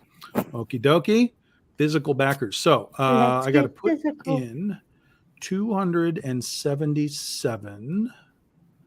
Where is that? There it is. 1 through 277. All right.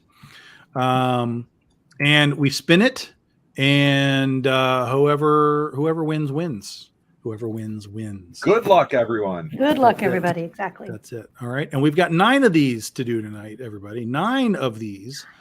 So stay tuned. And number 1 is underway. Ooh. I'm going to say 118. That's my guess.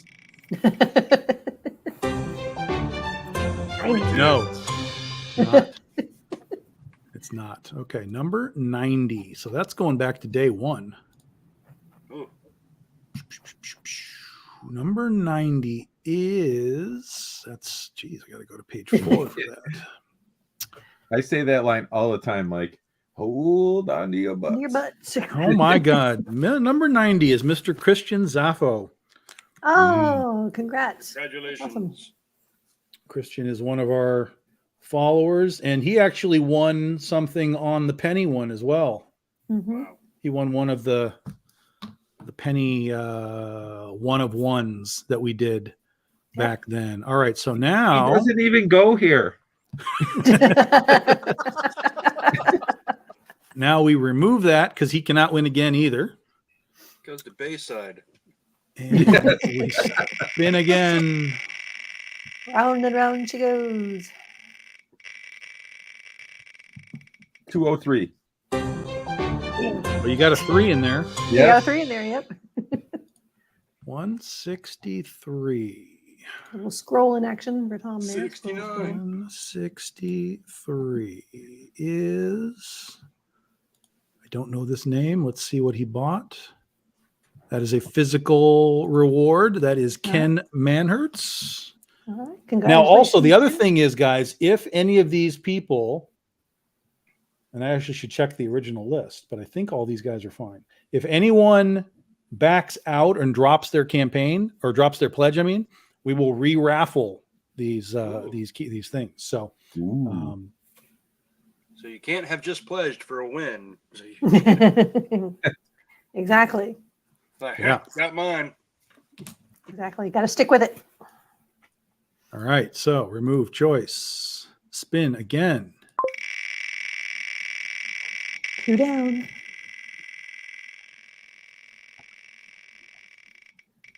$76.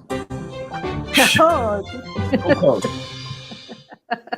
Psh, CB missed it by that much. Yes. Just a little bit outside. 229. Speaking of a bit outside, Bob Euchre turned 90. Yeah.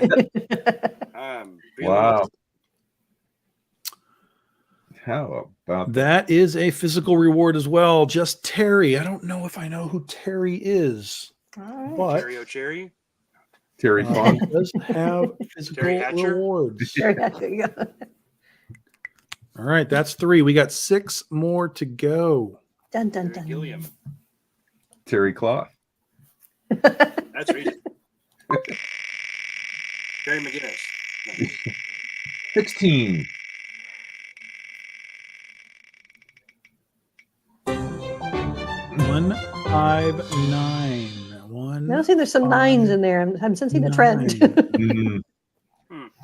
It's rigged like the NFL. 159 is a physical reward. It doesn't have a real name. It's got a Person what do they formerly call known those as? things? Just a whatever. So I don't know who that is. So that could be Asterix win. potentially a dropout. But they have backed 62 other campaigns, so who knows? Umlaut, That's you a- won. That's a new that's a new backer apparently, because I don't know that. I don't even know that code name. That is the best Hanson song, by the way. Umlaut. 10%. 266. 266 is this. Okay, I'm going to tell you this. I'm going to give you guys hope. And I can't believe this guy won.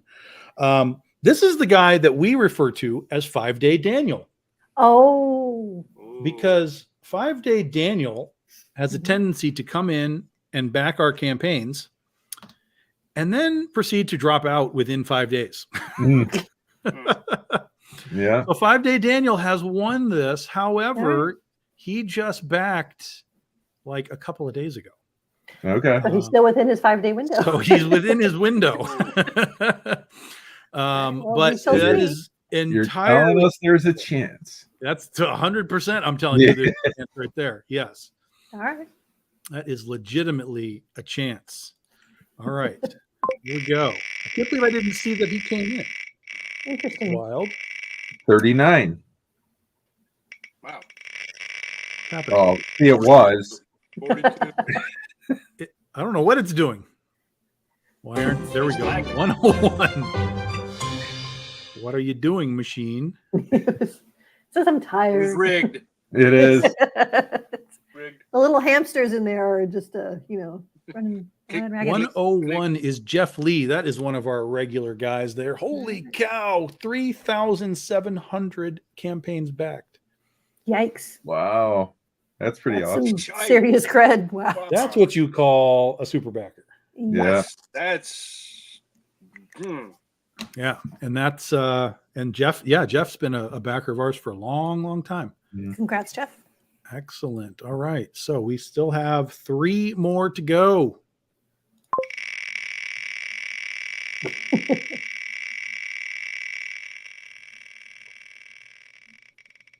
Oh, it's a low one. 42. Oh, close. Close. Got the 2. Got the 2. I'm on fire. a couple of decades off. Oh, these guys. Yeah, I know these guys. These guys are kind of new. They're mystery box buyers. Okay. Dave and Carolyn Danner, 62. They were the ones that got really upset that I didn't have mystery boxes on the PVZ campaign. Oh. We want more. They're building their BDI collection one mystery box at a time. Oh, they are. They're thrilled with these things. They're like super excited. So yeah, That's they were cool. really happy when we got it when we did these. So yeah, so that's good. So we got 2 left, guys. 2 left. Remove choice. Go again. 446. 32. Did we just get 200 backers that I didn't know about? Exactly. 1, 2, 3. 1, 2, 3. 1, 2, 3. 1, 2, 3. Six. It's the start of the Spaceballs, code. 2, 3. Nope. This Well, is I a got digital three of the backer. stew in there. Oh, Oh. digital backer. All right. Spin again. Is a digital backer. Remove choice. Spin again. It's a zoink. Yoink. All right. Big 17. money, no whammy. Yes. 1, 6, 8. Ooh, Tom, that's a bankrupt one. You're in trouble. 8. Like to buy a Whoops. vowel. Yes. 6, 8 is. Ooh, he bought a metal cover. Dun dun Ooh. dun. All right. I don't know this name either, Eduardo. But we got another new guy. Ooh, Eduardo. That's a Eduardo fun one. Rizzo. Yeah. All right. Shawnee, you should have last- letters behind you where you're turning them to make the names like Vanna White. Like, I'd like to solve. yeah. Last Eduardo. spin, guys. Last spin here. Wheel of Morality. 27. 194. 110. 110. 110 is that is a physical backer. That is Mr. Okay. Tate. That is one of our regulars as well. Oh, All right. took Well, me a congrats to the winners. So there we go. There we go. Now, Never got low enough for it to be even close to mine. So now here's the other deal. I have 2 covers here in hand. One by CB Zane, one by we thought Brian was going to be here, so one by Brian Peterson. So we are going to let's try and begin. But wait, Mike. There's more. I need everyone who is in the room right now to just type your name. Just say hi or hello or whatever you want. I need to know that you're here because we are going to put all of your names into the wheel and we're going to raffle off these 2 books for the people that are in the room. Only people in the room. Shawnee, you qualify as well. So I got to readjust. Then you really would have this, seen crying begin. Yes. Crimes against humanity. So I know there's a way to put names into the wheel, but I think we're just going to number you all out. That'll be fine. Okay. I think that's It's just like going to being at make work. my life easier. I'm just going to Mhm. put you all down here. So we have Jason Adams. Mm-hmm. We have the You are number Bangston. 1. Trish is number 2. Mike B. 3 is Mr. Bengston. Mhm. 4 is Mr. Wesolowski. All right. Who else 5 is in is Shawnee. Anyone else here? See, Freddie didn't show up. Freddie didn't show up because he here? already He showed won. up and then he left. Burn, And- Freddie. And now, this is what we have. So, guys, we'll give it a minute here just in case people are catching up. Jason Adams, The you are lag number is 1. real. Trish, you are number 2. Yep. Mike, you Get are on number your phone. 3. Yes. Mike listed. Wesolowski, you are number 4. Shawnee, you are number 5. What about All right. Jason Hehir? He ain't here. What? Hey, here ain't here. Oh, If you are an employee of the Big Dog Inc. Corporation, you Ow, cannot ow. win. So here, let me show you this. Fortunately, co-hosting is not a paid gig, so So we have 2 metal covers here for you. We have an old Shiny. school CB Zane ooh, Penny for Your Soul okay. with Lucifer and Mary Magdalene. That is Mhm. one of them. And Lovely. then we have, stay there. And then we have Brian Peterson's Blue Jay, Oh, very Goth Day cool. Blue Jay, All right. which also has CB Zane on the insides. So CB is represented. Dun, dun, dun, Dun, dun, dun. dun, dun, dun, dun. All right. So that's really it. We have 5 people. 5 people. Y'all better go out and whoever wins, you better be out there telling people, nah, nah, nah, nah, nah, nah. Right? You should have watched Tom's show.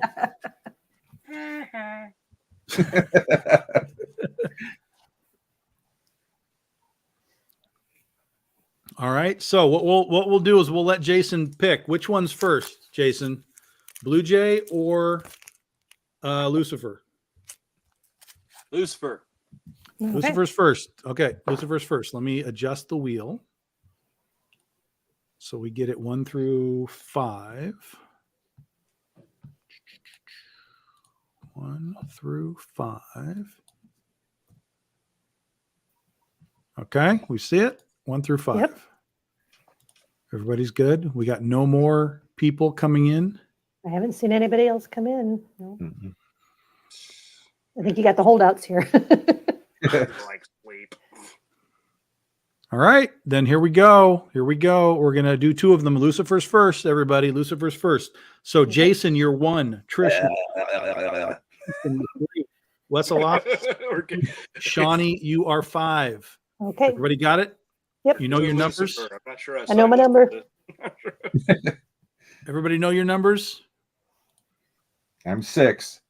Seven. Okay, you can be 6. Lucky number 7. Lucky number 7. There you go.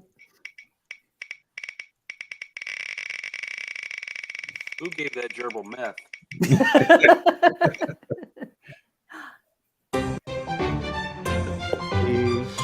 Mr. Because Lucifer Wesolowski. metal.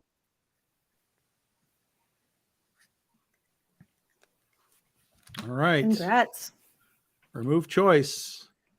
1 in 4 chance, guys. 1 in 4 chance for you all to grab the Blue Jay cover now. Mhm. The Blue Jay cover now. See, Mr. Wesolowski, he shows up for the Yep. things. Congrats. You got to show up. Congo If you don't Rex. show up, I can't help you. All right. Again, Jason Adams, 1. Trish, 2. Mike Bengston, 3. Wesolowski, you're done. You can't win again. And Shawnee is number 5. 1 in 4 chance, everybody. There you go.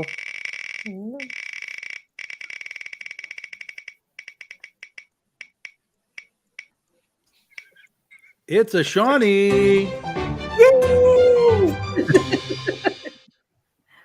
Bankrupt. I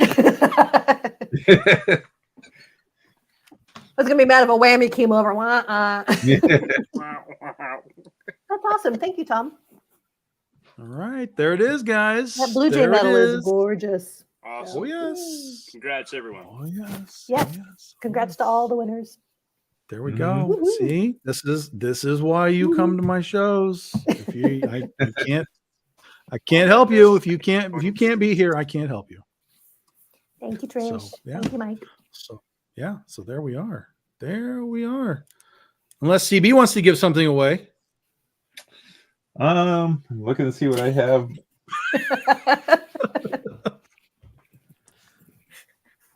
I don't know. See, totally unprepared. Psh. I know. Well, I wasn't expecting. Jason I don't will think he was Jason will raffle off his Fangoria. There you go. Could do a piece of original art. Oh, Holy I shit. said I had to go, right? Yeah. Little my Lily monster that's been here for a little bit. I'll do it. I mean that's a big one. It's your call, Yeah. man. Let's do it. All Let's right, have some so- fun, damn it. So everyone goes back on the wheel. All 5 of you. All 5 No, of take it all the way you. down to 3. 2 men enter, 1 man leave. Yeah. I feel like there should be an actual All right, physical CB contest. is Dr. what is Decker. happening here? 11 to 5. 1 to 5. All right. So there we go. So that's amazing. Yeah. That is an unplanned bonus item for you all, guys. Unplanned bonus Yeah, item. you people Are who you hang ready? out to the bitter end, this is what you get. Holy crap, Ola. Yeah. Only the Here you go, best. guys. 1 through 5. You are all eligible again. Spin it. Oh, you're not sharing, so we can't see the wheel. Oh, Yeah. sorry. I thought it. Just There it FYI. is. Ding. Thing. And it's Shawnee again. I am going to, since I already won, can we run it again? I am going to see if somebody else wins it. I'm willing to pass Shawnee it is vacating the prize. up. I am. Yes, Shawnee is karma. Karma. All right, back to 4. Again.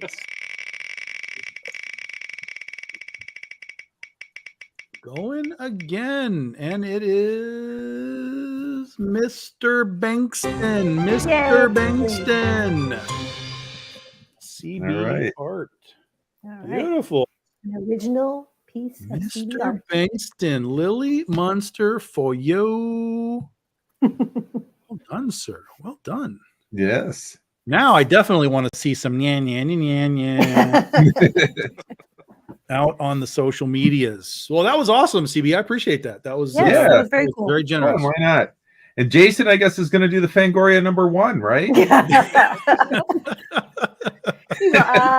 No. Well, then I have to put myself on Now the that on the has wheel. occurred, I feel the need to like just do a blank cover for spits and giggles. Bring it into the next one. Yeah, the next one. absolutely, That would be cool. absolutely. Yeah, if Right. you Now I have to stop crying. Yeah, Aw. because now you're a wiener, Mike. You're a wiener. Now you're a wiener. And with that, I do need to make my exit from this wonderful show. Yeah, Yeah. absolutely, man. Appreciate you hanging with us. Yes. Thank you guys for having me. Y'all have a great one. Absolutely. Yeah, man. good We'll see talking, you. See you. Jason. Take care. Yeah, we'll get this nice and wrapped up here. Anybody got any final questions for anybody? You need to know anything from myself or CB? Now you're what do you got planned for Monday on your AASN? Don't know yet. I'll put that out for a vote on Sunday. That's how we do it, and then we put it to vote on Monday. So I have no doubt that it will be something interesting. Last week was fun, so I do have last week's here. I have to ship it out yet, but that was our Lady Pirate, our Wendy Pirate. Yes. I know. I think I'm going to have to do another pirate at some point, though. I had a ton of people hitting me up for that one, so Interesting. we'll see. I don't know. I honestly don't know. Every once in a while, I might have a theme in mind that I'll throw out there for people, but usually I let the masses decide for me. Yep. And Sunday is kind of the gather ideas. People throw suggestions at him, and then he takes the top ones and he puts it in a poll, and then we can all vote. And almost every week, I have to do my research. Like, what character? Like, I don't game, So a lot of, if it's any of that world, it's like, oh, and sometimes it's like, oh, I've seen that character before, but. Yep. So Mike is suggesting a Black Rabbit pirate. Ooh, there we go. It's a good idea. Okay. Have to put it in the mix. Yeah. Yeah, it's fun because I sometimes I think sometimes some of them, CB, honestly, they try and find the most obscure thing they can and toss it at you. It's like, I wonder that on occasion too, but there is sometimes I see and I'm like, even I have to go. I'm going, what the heck is? CB has never been given a more obscure character than what I gave him in the olden days. Yeah, the olden days of the AASN. Do you even know what it was, Shawnee? Nah, I don't remember. It's been a while. So CB was doing it was like a trend for a while. It was like these little squares of various characters and like draw these various characters, whatever they are. And it was like, oh, it's Poison Ivy and it's Harley Quinn. And it's like, So I was like, CB, we need Robot Unicorn. Yep. Oh, yes, the Robot Unicorn. Yeah, which was an old video game from Cartoon Network or whatever it was back in the olden days. And I was like, we need some Robot Unicorn. And he did exactly that. And it was awesome. It ended up being one of the more popular ones, too. It was funny. Yeah. That was back in the day when I was telling people, like, hey, I know you all have your your sketchbooks that's just filled with Harley and filled with Batman and filled with whatever, but like, you're going to get something really unique if you go to an artist at a con and be like, whatever, something like outside the box. Like, I know we all have our themed things, but if you can like surprise an artist with something and be like, oh, I haven't drawn that in a long time or ever, you're going to get their attention. And I feel like that's my Monday night show week to week is like, wow, I haven't done that character in a while or never heard of that. But it's fun. That's sort of the fun of it too. Like you said, it's it's a challenge, but it's fun. Burger Time Chef. Yeah, that's good. That's solid. Yeah. In 8-bit. So Shawnee, did you get your video game stuff yet? I did. Did you get to read it yet? I have not. Oh, great. Well, I guess that's the end of the show, everybody. Sorry. We're done now. Yeah. I do have it. We have an actual YouTube watcher at the moment. That's awesome. Nice. Thank you. I appreciate that.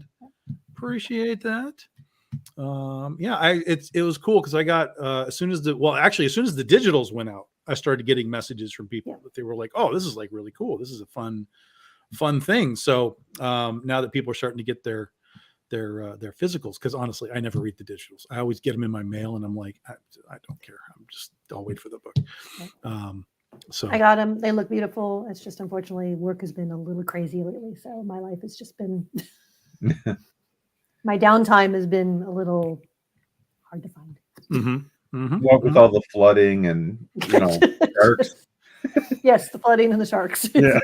I mean, I guess that's fine. It's fine. Oh my God. All right. Well, guys, I think we'll wrap this up this evening. Thanks for everybody for hanging out, both in the chat rooms and you guys as well. Yes. Keep your eyes open. Lots of projects coming from all of us this year. So be aware. And remember, Critter has 2 days left. Basically 2 days from now. We have 24 hours and 25 minutes until this wraps up. So Sunday night, 11:45, Critter is done. We do have another stretch goal at 20,000. So we're only about $1,000 away from that. So one more stretch goal we could get to very easily. And who knows, maybe even more if we have a big weekend. So dive in, pledge, ask questions if you have questions. And we will see you. I might be on a little bit tomorrow, but for sure we'll do Sunday night, Midnight Collectors Club, CBSN. We'll do our little countdown show as we wrap it up. But other than that, have a good weekend. And I was trying to figure out which team I'm rooting for, but really none of them at this point. No. There's really nothing that I care about at this point. So I'd rather just go ahead and maintain the NFL is rigged and say 49ers and Ravens, because that's what we were told at the beginning of the season. And while they did throw a loop in the middle of the season and change the logo colors to red and blue to be Kansas City and Detroit, which is what everybody thinks it is now, I think it would be even more funny if it is still the 49ers and Ravens to maintain the conspiracy, y'all. We'll see you Sunday night. Bye-bye. Bye.